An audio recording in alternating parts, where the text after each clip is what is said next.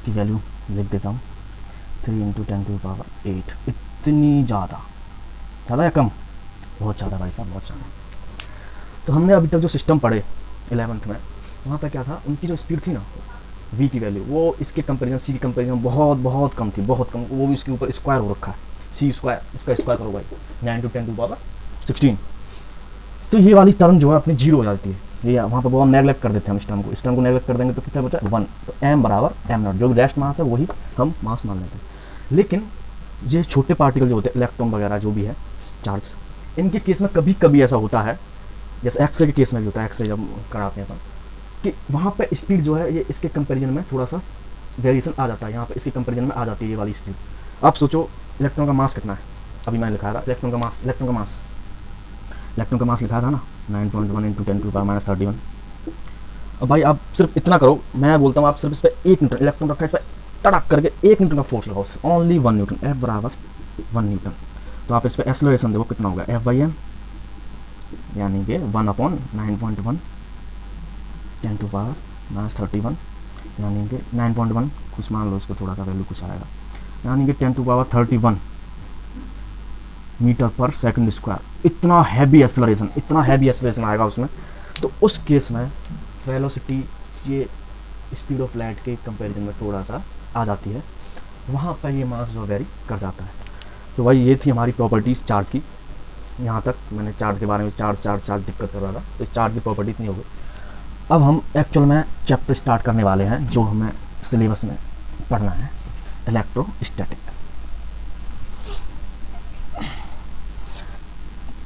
Please भाई लोगों, आप लोगों से एक ही रिक्वेस्ट है मेरी, आपको मेरा पढ़ाना पसंद आया हो, मेरा कंटेंट पसंद आए, please like and share and subscribe जरूर कर लीजिए चैनल को, क्योंकि जैसे ही मैं आपको नई नेक्स्ट वीडियो डालूंगा वो आपको क्लिक कर जाएगी, आपको नोटिफिकेशन आ जाएगा, इसलिए सब्सक्राइब जरूर कर लें।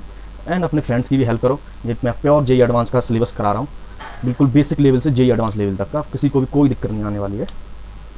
तो अपन स्टार्ट करते हैं चैप्टर, भगवान का नाम लेके। वैसे स्टार्ट तो पहले ही कर दिया है, इलेक्ट्रोस्टैटिक। यार मार करो, एक और लाना पड़ेगा बेड। इलेक्ट्रो, भाई थोड़ा एक ही रिक्वेस्ट है, थोड़ा सा राइटिंग पे कंप्रोमाइज़ करें, मैं ट्राई कर रहा हूँ बोर्ड पे, मतलब कंटेंट में आपको धांसू दूंगा। इलेक्ट्रोस्टैटिक्स ये पार्ट 1 है, इसके 2 पार्ट में मैंने डिवाइड कर रखा है, ये पार्ट 1 है। दूसरा पार्ट अपन जब गॉसियन सरफेस कंडक्टर वगैरह पढ़ाएंगे थोड़ा सा इसमें वो आता है पार्ट 1। तो अपना इसमें पहला हेडिंग आती है, पहला स्टार्ट करते हैं अपन कूलम्ब्स लॉ। कूलम्ब भाई साहब ने क्या बोला वो समझ लेते हैं।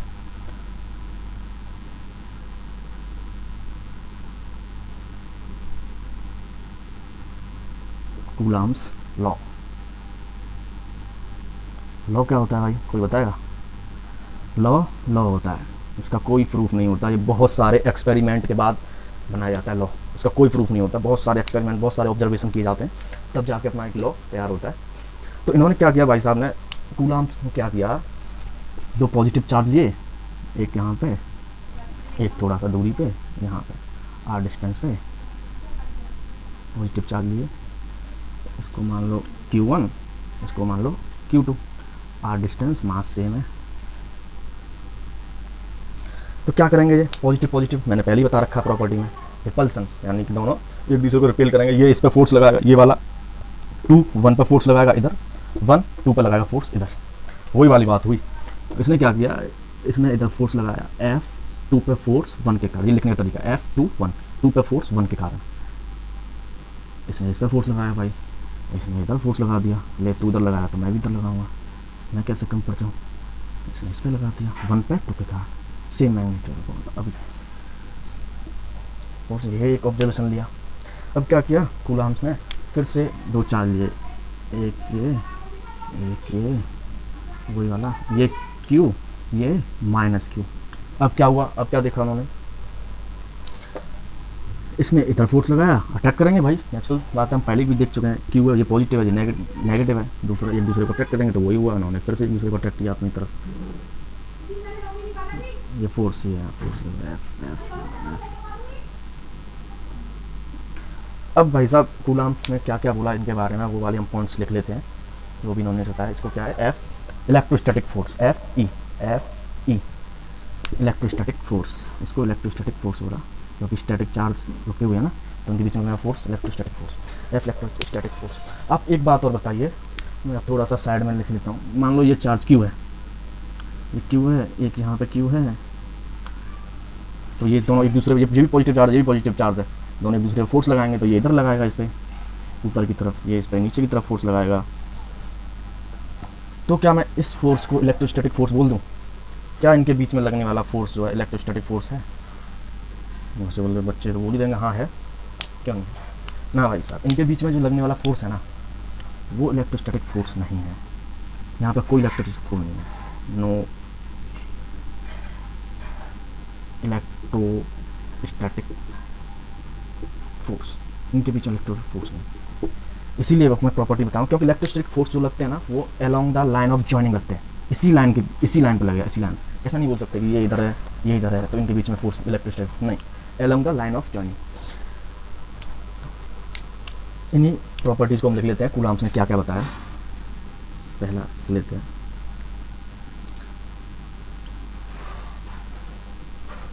इलेक्ट्रोस्टैटिक फोर्स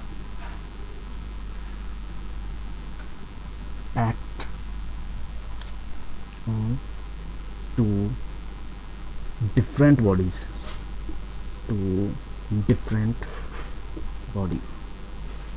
दो अलग अलग बॉडीज पे लगते हैं, Q1 Q2, ठीक। पहला प्रॉपर्टी है। दूसरा, डायरेक्शन कैसी है इनकी, अपोजिट, ये इधर तो वो उधर, ये इधर तो ये इधर, opposite in direction, opposite in direction, magnitude same magnitude, same magnitude, और सबसे ज़्यादा ज़रूरी बात है along the line of joining, इनको जो जोड़ने वाली लाइन है ना, इसी के along लगेंगे, ये along the line of joining, along the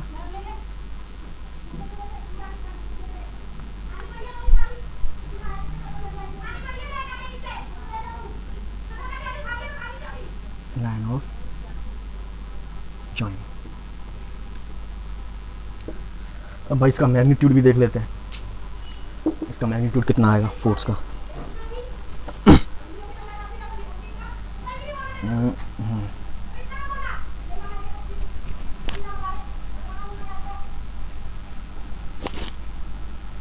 ये दिखा लेते हैं, ये तो लिख लिया होगा आपने थोड़ा सा, along the line of joining,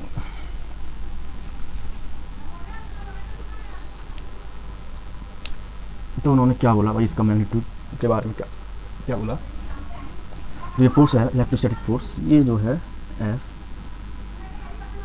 F12, ये डायरेक्टली प्रोपोर्शनल होता है Q1 इंटू Q2। और एक और बात, ये फोर्स जो है इन्वर्सली प्रोपोर्शनल होता है R², ये इन्होंने बताया। Electrostatic force directly proportional Q1 into Q2, inversely proportional upon R², तो उसको मर्ज कर दीजिए, F12, तो यहाँ पे एक कांस्टेंट आता है K, Q1 Q2 upon R², proportionally constant उठाएंगे तो क्या है, कांस्टेंट आ जाएगा,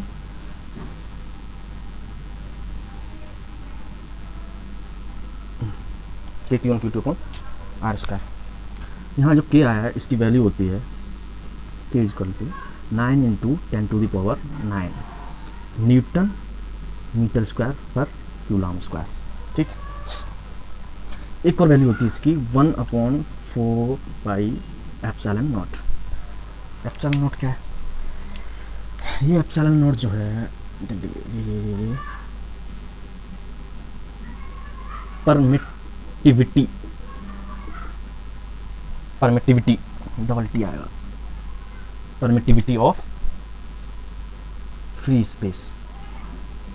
एप्सिलॉन नॉट क्या है, परमिटिविटी ऑफ फ्री स्पेस, इसकी भी वैल्यू लिख लेते हैं, एप्सिलॉन नॉट बराबर, इसकी वैल्यू होती है ऐसा 8.85 इंटू 10⁻⁻12 कूलम स्क्वायर पर न्यूटन मीटर स्क्वायर, इसकी वैल्यू होती है। ये हो गया सब मैग्नीट्यूड फोर्स का। अब एक प्रॉपर्टी और इसके बारे में एक और बात बोली उन्होंने, वो बहुत बेहतरीन बात है साहब, बहुत ही बेहतरीन बात है। ये आपने लिख लिया हो तो आप इजाज़त दें इसको मिटाने की।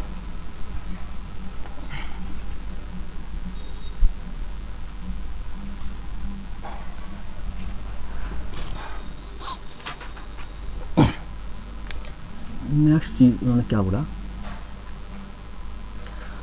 Force between two charges is independent of presence and absence of other charges. यानी कि दो चार्ज के बीच में अगर फोर्स लग रहा है, दो चार्ज के बीच में अगर कोई फोर्स लग रहा है किसी मैग्नीट्यूड का, अगर वहाँ पर उनके आसपास कोई थर्ड चार्ज आता है तो उनके बीच में लगने वाले फोर्स पर उससे कोई इफेक्ट नहीं पड़ने वाला है। यही उन्होंने बोला, force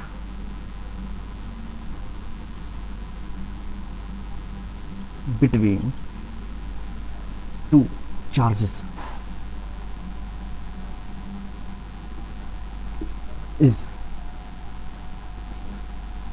independent of presence or absence of other charges। यानी कि दो चार्ज के बीच में फोर्स लगने वाला फोर्स जो है अदर चार्ज के प्रेजेंस से इफेक्ट नहीं होगा, एब्सेंस ऑफ अदर चार्जेस। थोड़ा सा समझ लेते हैं इसको। मान लो ये चार्ज है अपना Q1 और यहाँ से थोड़ा सा दूरी पर चार्ज माइनस Q2। क्या है, ये पॉजिटिव ये नेगेटिव, दोनों प्यार, दोनों एक दूसरे को अटैक कर रहे थे। F12 F21 भाई खुशहाल ज़िंदगी थी दोनों की।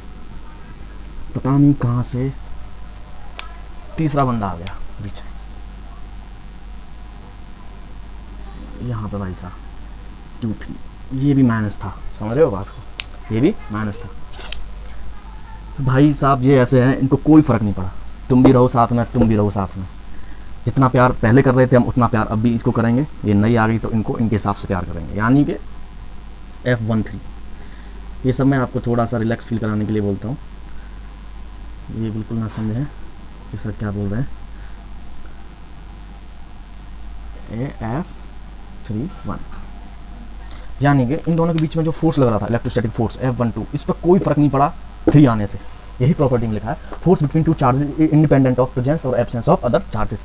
इसके बीच में जो फोर्स लगा और कोई आ जाएगा, उसके बीच में जो फोर्स लगा, इनसे कोई फर्क नहीं पड़ेगा। इसके बीच में इतना फोर्स लगना है वो लगेगा ही लगेगा, इसके बीच में जो लगना है वो लगेगा। यही अपना प्रॉपर्टी है। तो अपना यहाँ पर कूलम्स के बारे में जो भी लॉ था उसके बारे में बात थी वो हमने पढ़ी। अब थोड़ा सा क्वेश्चन स्टार्ट करते हैं इसी टॉपिक पे, कूलम्स लॉ पे। कहाँ है भाई इस रूम, अभी कहाँ है?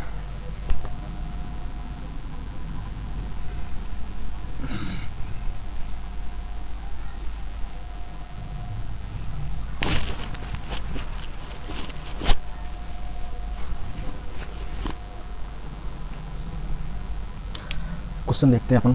फर्स्ट क्वेश्चन है अपना, क्वेश्चन नंबर फर्स्ट। क्या पूछा है? फाइंड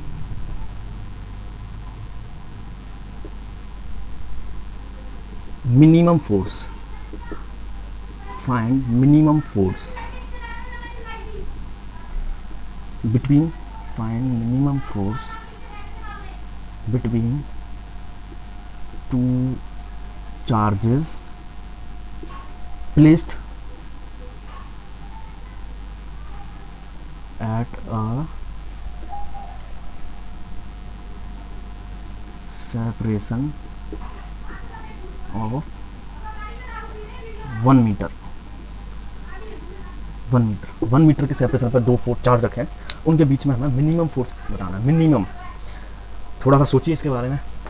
अब बहुत सारे स्टूडेंट तो सोच रहे होंगे सर इसमें तो वो चार्ज दिया ही नहीं, ओनली बोला 2 चार्ज, चलो आर मान लिया, आर दिया है 1 मीटर, चार्ज कहाँ से लाए, दिया ही नहीं। सोचो थोड़ा सा दिमाग लगाओ, क्योंकि जो मैंने प्रॉपर्टीज़ पढ़ाई है ना आपको पहले चार्ज की, वहीं से इसका आंसर मिलने वाला है, इसलिए तो प्रॉपर्टी लिखाई थी पहले। इसने क्या बोला है यहाँ पर, हमें ध्यान देना मिनिमम फोर्स। अब भाई मिनिमम फोर्स कब आएगा 2 चार्ज के बीच में, हमने क्या पढ़ा था, स्मॉलेस्ट यूनिट ऑफ चार्ज क्या है, ई, इलेक्ट्रॉन ई, वहीं से स्मॉलेस्ट यूनिट 2 चार्ज बोला है, 2 चार्ज मान लेंगे ई, वहीं से मिनिमम फोर्स निकलेगा। तो इसका हम सॉल्यूशन लिख लेते हैं, ये ई आर दिया इसने, आर बराबर 1 मीटर। तो बस फॉर्मूला लगाना है, फॉर्मूला बेस्ड क्वेश्चन है कुछ नहीं इसमें, सिर्फ इतना सोचना था कि मिनिमम फोर्स बोला है तो वो हमें प्रॉपर्टी आनी चाहिए उसके लिए। मिनिमम फोर्स के लिए 2 चार्ज नहीं दिए तो कौन सा हम इलेक्ट्रॉन मानेंगे, तो एफ मान लो 1 2 मान लो 1 2 या एफ 2 1 जो भी है, कितना होगा के Q1 कितना है के, चलो एक बार फॉर्मूला भी लिख देता हूँ, आपको याद हो जाएगा। फॉर्मूले जो है लिखने की प्रैक्टिस करो, लिखा करो, वो अपने आप फिर याद होने लगेंगे धीरे धीरे। जितनी बार तुम लिखोगे, अभी तो यहाँ पर कुछ नहीं है, लेकिन एग्जाम टाइम पर वो आपको थोड़ा याद रहेगा, मुँह जबान याद रहेगा। अभी लिख लिया करो एक दो बार, मैं भी ट्राई करा करूँगा कि मैं फॉर्मूला लिख दिया करूँ आपके लिए। के Q1 कितना है ई, Q2 कितना है ई अपॉन आर में 1 का स्क्वायर, तो ये हो गया के ई स्क्वायर न्यूटन आंसर। अब भाई इतना इजी क्वेश्चन करा है, क्या करें, इतना इजी करा है, हम क्या करें, आया ही था AI ट्रिपल ई में आया हुआ क्वेश्चन है ये, हम क्या करें, हम तो कराएंगे। तो ये AI ट्रिपल ई का क्वेश्चन है, इतना भी इजी नहीं है। बहुत से लोगों को अगर नहीं पता होगा इस प्रॉपर्टी के बारे में तो वो यहीं पर रुक गए थे अभी कि कहीं कहाँ से लिखें हम चार्ज। AI ट्रिपल ई में आया हुआ क्वेश्चन है ये, मार्क कर लीजिए। पहला ही क्वेश्चन आपका AI ट्रिपल ई से स्टार्ट हुआ है। चलो दूसरा क्वेश्चन करते हैं।